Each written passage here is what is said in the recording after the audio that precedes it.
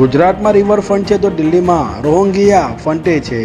આ શબ્દ પાલ ખાતે સંજીવ કુમાર ઓડિટોરિયમમાં હિન્દુ ઇકોસિસ્ટમ અને ઉત્સવ ફાઉન્ડેશનના કાર્યક્રમના રાજનીતિના રાષ્ટ્રીય નેતા વિષય પર દિલ્હીના ભૂતપૂર્વ મંત્રી અને હાલ ભાજપના ફાયરબ્રાન્ડ નેતા કપિલ મિશ્રાએ કહ્યું હતું, હિન્દી સિવાયના અન્ય ધર્મના પીડિતોને પણ મદદ કરશે। આ સિવાય તેમના પીએફઆઈ પર કરાયેલી કાર્યવાહીની પણ પ્રશંસા કરી હતી। તેમણે કેજરીવાલ સરકાર પર પ્રહાર કરતા જણાવ્યું હતું કે વિદ્યાર્થીઓને 20 લાખની સહાય કરનાર દિલ્હી સરકારને 66 લાખ તેના પર પ્રચાર પાછળ ખર્ચી નાખ્યા હતા। દિલ્હીમાં 10 લાખ લોકોને રોજગારી આપવાનો દાવો કરનાર કેજરીવાલ સરકાર 8 વર્ષમાં માત્ર 4246 લોકોને નોકરી મળી છે। એક તરફ કેજરીવાલ ગુજરાત આવી રોજગાર પૂરું પાડવા તેમજ કરાર આધારિત કર્મચારીઓને કાયમી નોકરી આપવાની વાત કરે છે, ત્યારે તેમણે દિલ્હીમાં કેટલાકને કાયમી નોકરી આપી તેનો ખુલાસો કરવો જોઈએ। इस देश में नरेंद्र मोदी कीटनाशक दवा का छिड़काव किया जा रहा है और उसके कारण कीड़े बिलबिला के निकल रहे हैं। पुणे में आज कुछ बिलबिलाते हुए कीड़ों ने अपने बाप जिंदाबाद का नारा लगाया है, लेकिन उनको ये नहीं पता कि उनके बाप का बाप इस देश की कुर्सी पर बैठा हुआ है। और पीएफआई के लोगों ने जिस प्रकार से प्रधानमंत्री की हत्या की साजिश करने के लिए युवाओं को ट्रेनिंग दी, एनआईए की जांच में जो सामने आ रहा है, पीएफआई के लोगों ने जिस प्रकार से टेरर फंडिंग, जिहादी आइडियोलॉजी को बढ़ाने का काम किया है, उनके 106 लोग इस वक्त जेल के अंदर हैं, पूरे देश से गिरफ्तार किए जा चुके हैं। इस्लामिक जिहाद की रीढ़ के ऊपर भारतीय सुरक्षा एजेंसियों का प्रहार है और उसके कारण ये कीड़े बिलबिला रहे हैं। लेकिन भारत की जनता इस प्रकार के कीड़ों का इलाज अपने आप करना जानती है और भारत की कानून व्यवस्था उसका समाधान कर रही है। केजरीवाल ने गुजरात की जिम्मेदारी राघव चड्ढा को दे दी है। आप क्या कहेंगे? राघव चड्ढा जी इस समय कमान संभाले हुए। नहीं, ठीक है, ये तो उनकी पार्टी का इंटरनल मैटर है, वो किसको जिम्मेदारी देते हैं। जिसके साथ उनकी डीलिंग अच्छी होगी टिकटों की, उसको जिम्मेदारी देंगे। गुजरात में दो ही पार्टी है, सिर्फ कांग्रेस और भाजपा, और आम आदमी पार्टी के लिए स्पेशली गुजरात। मैंने इसीलिए मैंने आपके सवाल का जवाब सबसे पहले दिया कि राजनीति के लिए नहीं, सत्य बताने के लिए। दिवाली में मिश्रा जी पटाखे फोड़ेंगे 100% पूरी दिल्ली फोड़ेगी। हम सुप्रीम कोर्ट जा रहे हैं, 9 तारीख को सुनवाई है सुप्रीम कोर्ट।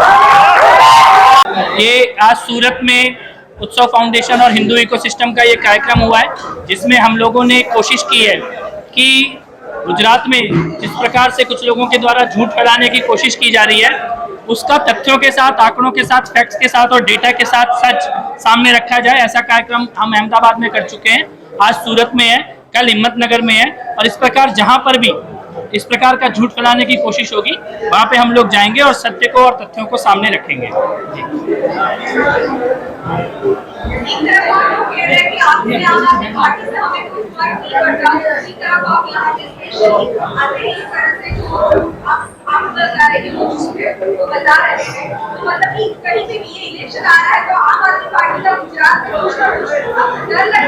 देखिए, मैंने अंदर बोला भी था ये बात कि बात खाली राजनीति की हो, बात खाली चुनाव की हो, तो भारतीय जनता पार्टी और गुजरात का संबंध सबको मालूम है और यहाँ का कार्यकर्ता संकल्पित होकर चुनाव लड़ रहा है। लेकिन बात जब ये आए कि कोई विष की बेल उगाने की कोशिश करे, विष का पौधा रोपने की कोशिश करे, तो उसकी जड़ पे सत्य और तथ्यों के आधार पर प्रहार करना हम सबका धर्म बनता है और इसीलिए हम यहाँ पर आए हैं।